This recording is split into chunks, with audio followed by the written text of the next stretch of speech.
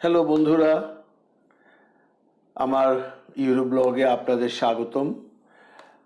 আমাদের আজকের বিষয় আবার সেই বাংলাদেশের দালালের দৌরাত্ম্য যেভাবে বেড়ে গেছে সেই বিষয় নিয়ে আমি আজকে আবার আলোচনা করব। তবে এবারের বিষয় হলো ফেসবুক। এর আগের বার আমরা করেছিলাম ইউটিউব দিয়ে। ইউটিউবের যে দালালদের দৌরাত্ম্য ছিল সেই সম্পর্কে আমি একটা ভিডিও বানিয়েছি এর আগে, আপনারা হয়তো দেখেছেন। তো সেটা তো গেল, সেই ব্যাপারে তো কথা আমি সেই কন্টেন্টে বলেছি। কিন্তু ইদানিং আবার দেখছি, আমি অ্যাকচুয়ালি ইদানিং দেখছি, কিন্তু এটা নিশ্চয়ই ছিল, ইদানিং দেখছি ফেসবুকেও এই দালালরা ঢুকে গেছেন। আমি বারবার দালাল শব্দটা ব্যবহার করছি, এই জন্য দুঃখিত। আহ, আমি যদি দালাল না বলে বেটার আমি বলি রিক্রুটিং এজেন্সিস, ঠিক আছে? তো এরা এখন ফেসবুকে পাবলিসিটি দেওয়া শুরু করেছে, তারা বিদেশে লোক পাঠাচ্ছে। তো এই মুহূর্তে তো ইউরোপে লোক আসাটা একদম অসম্ভব, এটা নিয়ে আর আলোচনার কোনো অবকাশ নেই। আপনারা জানেন ইউরোপের অবস্থা খারাপ প্যান্ডামিকের জন্য। আর প্যান্ডামিক ছাড়াও ইউরোপে তো ডাইরেক্ট কখনো লোক বাংলাদেশ থেকে কোনো এজেন্সি বা কোনো রিক্রুটিং এজেন্ট আনতে পারবে না।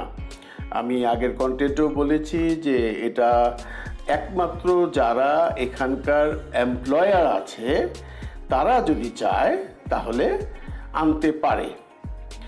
তো আজকের যে বিষয়টা চোখে পড়েছে সেটা হলো যে সামবডি নক করেছে যে সে সার্বিয়াতে লোক নিচ্ছে, ওয়ার্কার।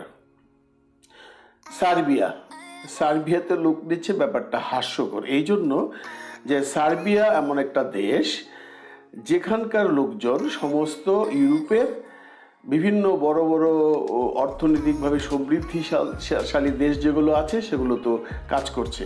তো ওরা কেন আবার বাংলাদেশ থেকে বা পাকিস্তান থেকে বা ইন্ডিয়া, নেপাল, ভুটান থেকে লোক আনবে? প্রশ্নটা সেই জায়গায় থেকে যায়। তাছাড়া সার্বিয়া সম্বন্ধে যিনি পাবলিসিটিটা দিয়েছেন, আমার সন্দেহ আছে যে ভদ্রলোক এটা বলছেন যে লোক পাঠাবেন, উনি নিজেই জানেন কিনা সার্বিয়ার সম্পর্কে আমার সন্দেহ আছে। কারণ সার্বিয়া এমন একটা দেশ যেখানে এই মুহূর্তে কেন কখনোই বাংলাদেশ থেকে লোক নেওয়া সম্ভব না। কারণ সার্বিয়া সম্বন্ধে এর আগে একটু বলতেই হয়, সার্বিয়া হলো পুরনো যুগোস্লাভিয়া। আপনারা জানেন, যারা একটু পুরনো তারা জানে যুগোস্লাভিয়া কোথায় ছিল, কোথায় অবস্থিত। এটা ইউরোপের দেশ, কিন্তু সেনজেনের নয়, ওরা ইউরোপিয়ান ইউনিয়নে নয়। অ্যাপ্লিকেশন করে রেখেছে, হয়তো বা কখনো পাবে। তো এটা ছিল পুরনো যুগোস্লাভিয়া। এটা 1991-92 সনে ওদের মধ্যে গৃহযুদ্ধ হয় এবং ওই দেশটা ভাগাভাগি হয়ে যায়। আরেকটা গ্রুপ যারা নিরীহ, যারা ইউরোপ সম্পর্কে জানে না, যারা সার্বিয়া সম্পর্কে জানে না, যাদের কোনো ধারণা নেই যে ওই দেশের লোক যেতে পারবে কি পারবে না, সেই গ্রুপটা কিন্তু ওদের সাথে যোগাযোগ করার চেষ্টা করছে।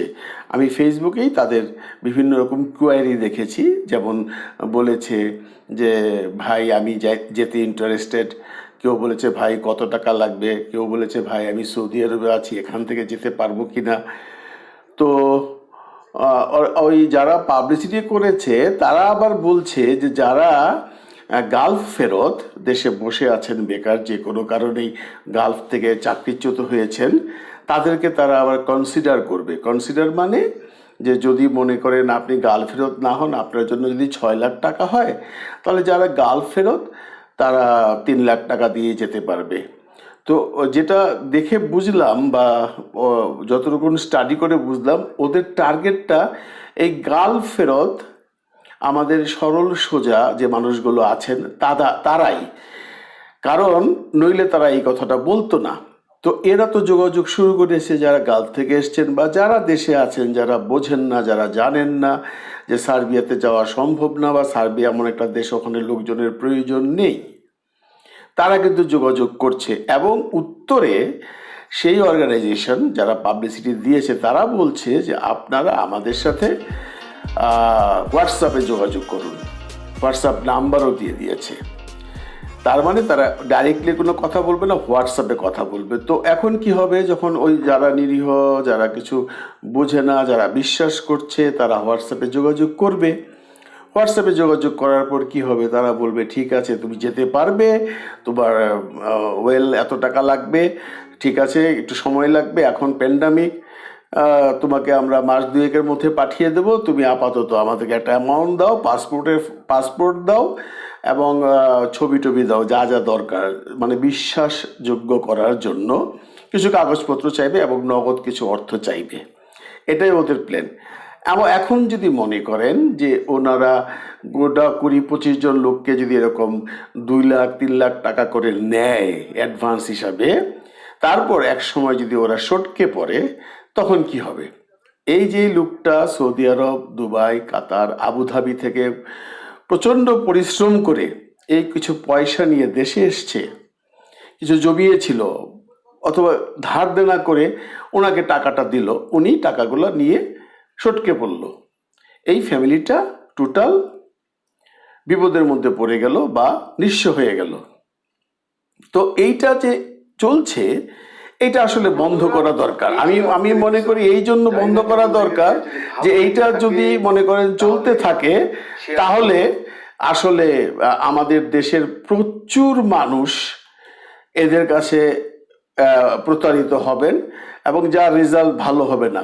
তো এটা কি করে করবে? এটা তো আমার দ্বারা করা সম্ভব নয় বা আপনার দ্বারা করা সম্ভব নয়। তবে কি আমি যেটা বুঝি যে আমাদের সবারই একটা কিছু করা দরকার। যেমন মনে করেন ওই ফেসবুকে আমি দেখেছি কিছু কিছু ইয়াং ছেলেপেলে, এডুকেটেড ছেলেপেলে বলছে যে আমরা র্যাবে ফোন করব, আমরা অমুক করব, পুলিশে জানাবো। তো আমি মনে করি যে যারা এগুলো বলছেন তাদের একটা কিছু করা উচিত, অন্তত যেন এই নিরীহ লোকগুলো ওদের কাছে ধরা না খেতে পারে, ওদের কাছে প্রতারিত না হতে পারে। প্রয়োজনে পুলিশের সাথে কথা বলুন, প্রয়োজনে র্যাবের সাথে কথা বলুন, বলে ওদের নাম্বারটা দিয়ে দিন, বলুন যে এরা এগুলো বলছে, এগুলো আদৌ সত্য কি মিথ্যা আপনারা যাচাই করে এর একটা ব্যবস্থা নিন। অন্তত এই অ্যাডগুলো যেন বন্ধ হয়ে যায় এবং লোকগুলো যেন প্রতারিত না হয়। তো বন্ধুরা, এই ছিল আজকের সাবজেক্ট। আমি জানি না আপনাদের কেমন লেগেছে, কিন্তু আমি মনে করি আমি যেটা বললাম এটা নিয়ে সবারই একটু ভাবার সময় এসছে। এই ফেসবুক, ইউটিউব দিয়ে যে ফ্রড ব্যবসা শুরু হয়েছে এটা বন্ধ হওয়া উচিত। যা হোক, ভালো থাকবেন, সুস্থ থাকবেন। খুদা হাফেজ।